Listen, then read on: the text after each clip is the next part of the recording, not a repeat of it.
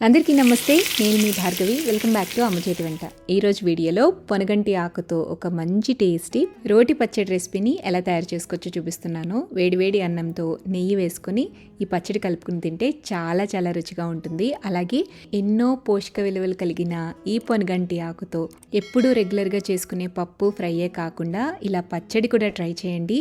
ఎక్కువ మనం కన్జ్యూమ్ చేయొచ్చు కాబట్టి తక్కువలో ఎక్కువ పోషక విలువల్ని మనం పొందొచ్చు. మరి కాస్త ఆలస్యం చేయకుండా ఎంతో రుచిగా ఉండే ఈ పొనగంటి ఆకు రోటి పచ్చడి ఎలా తయారు చేసుకోవాలో చూసేద్దాం. స్టవ్ మీద ప్యాన్ పెట్టుకోండి. ప్యాన్లోకి 1 టీ స్పూన్ దాకా ఆయిల్ వేసుకోండి. ఆయిల్ హీట్ అయ్యాక 1/2 టీ స్పూన్ దాకా మెంతులు, 1 టేబుల్ స్పూన్ దాకా ధనియాలు, 1/2 టీ స్పూన్ దాకా జీలకర్ర వేయండి.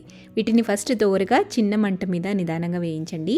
ఇవి లైట్గా వేగిన తర్వాత 2 నుంచి 3 టేబుల్ స్పూన్ల దాకా నువ్వులు వేసేసుకుని నువ్వుల్ని మాడిపోకుండా లైట్గా చిటపటలాడేంత వరకు ఫ్రై చేయండి.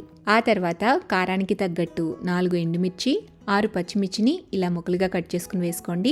ఈ పచ్చళ్ళలోకి పచ్చిమిర్చి అలాగే ఎండుమిర్చి ఈ 2 వేయటం వల్ల టేస్ట్ చాలా బాగుంటుందన్నమాట.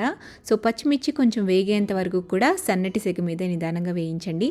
దినుసులు అనేవి మాడిపోకూడదు, అది చూసుకోండి. ఈ దినుసులన్నిటినీ కూడా దోరగా వేయించుకున్నాక ఒక ప్లేట్లోకి తీసుకుని పక్కన పెట్టండి. మళ్ళీ ప్యాన్లోకి కాస్త ఆయిల్ వేసుకోండి. ఇప్పుడు ఇందులో శుభ్రం చేసుకుని కడిగి క్లీన్ చేసుకుని పెట్టుకున్న 200 గ్రాముల దాకా పొనగంటి ఆకుని వేసుకోవాలి. పొనగంటి ఆకులో ఎన్నో ఆరోగ్య ప్రయోజనాలు ఉన్నాయి. ముఖ్యంగా బ్యాడ్ కొలెస్ట్రాల్ ని ఇది కంట్రోల్ చేస్తుందండి. సో బరువు తగ్గాలనుకునే వాళ్ళకి ఇది మంచి ఔషధం అన్నమాట. బ్లడ్ ప్రెషర్ ని తగ్గిస్తుంది, గుండె సమస్యల్ని అదుపులో ఉంచుతుంది, రోగ నిరోధక శక్తిని పెంచుతుంది, శ్వాసకోశ వ్యాధులకు కూడా ఇది మంచి ఔషధం. ఇది జీర్ణక్రియను కూడా మంచిగా మెరుగుపరుస్తుందండి. శరీరంలో ఉండే కొన్ని రకాల క్యాన్సర్ కారకాలతో కూడా ఇవి పోరాడతాయి. మూత్రపిండాల సమస్యలతో బాధపడే వాళ్ళకి ఇది మంచి ఉపశమనం. ఇందులో కాల్షియం శాతం కూడా అధికంగా ఉంటుందండి. ఇలా 1, 2 కాదు, చాలా రకాల ఆరోగ్య ప్రయోజనాలు పొనగంటి ఆకుతో మనకి లభిస్తాయి. లో టు మీడియం ఫ్లేమ్లో కాస్త ఈ ఆకుని వేయించుకోవాలి. తర్వాత ఇందులో కొద్దిగా ఉప్పు అలాగే కొంచెం పసుపు వేసుకుని ఒకసారి బాగా కలిపేసేసి మూత పెట్టుకుంటూ ఆకుని పచ్చివాసన పోయేలాగా బాగా మగ్గించండి. ఇలా ఆకుని మగ్గించుకున్న తర్వాత ఇప్పుడు స్టవ్ ఆపేసేసి ప్యాన్ పక్కకు దించుకుని కొంచెం చల్లారనివ్వండి. ఇప్పుడు రోట్లోకి ఫస్ట్ మనం వేయించుకున్న దినుసులను వేసుకుని ఫైన్గా మెత్తగా దంచుకోండి, లేదా మిక్సీ జార్లో వేసుకుని గ్రైండ్ చేసుకోండి. ఇలా మెత్తగా దంచుకున్న తర్వాత ఇందులోకి 2 లేదా 3 వెల్లుల్లిపాయలు వేసుకుని కచ్చపచ్చగా దంచండి.